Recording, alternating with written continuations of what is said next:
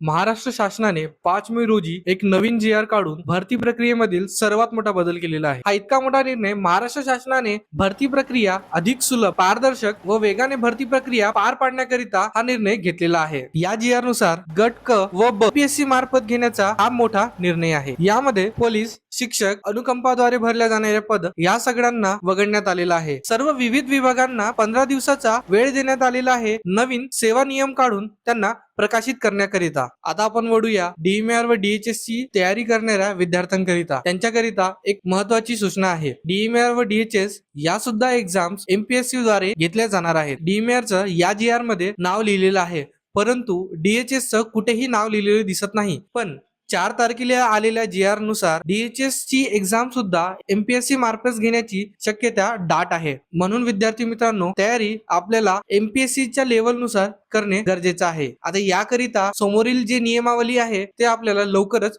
प्रकाशित करण्यात येणार आहेत। आणि अजून एक महत्त्वाचं म्हणजे स्टाफ नर्सची भरती करिता कुठलाही एक्सपिरियन्सची गरज नाही, हे सुद्धा जी आर मध्ये मेन्शन केलेलं आहे। व स्टाफ नर्स या पदाकरिता जीएनएम व बीएससी कॅन्डिडेट एक्झाम साठी अपियर होऊ शकतात, हे सुद्धा या जी आर मध्ये नमूद केलेलं आहे। आणखी एक महत्त्वाचं म्हणजे आदिवासी विकास विभागामध्ये सुद्धा बदल केलेला आहे। यामध्ये एएनएम ची आधी भरती घेतली जात होती, परंतु या जी आर नुसार आता जीएनएम व बीएससी हे या पदाकरिता पात्र राहतील। हा सुद्धा आपला छोटासा व्हिडिओ। मित्रांनो, ही माहिती तुम्हाला कशी वाटली मला कमेंट मध्ये नक्की सांगा। आणि तुम्हाला जर काही प्रश्न असतील मला सांगू शकता, मी तुमच्या कमेंटचं नक्कीच रिप्लाय करेल। आणि चॅनलला सबस्क्राईब करा, लाईक करा आणि शेअर करा तुमच्या मित्रांसोबत। चला तर भेटूया अशाच व्हिडिओ सोबत पुढच्या व्हिडिओ मध्ये।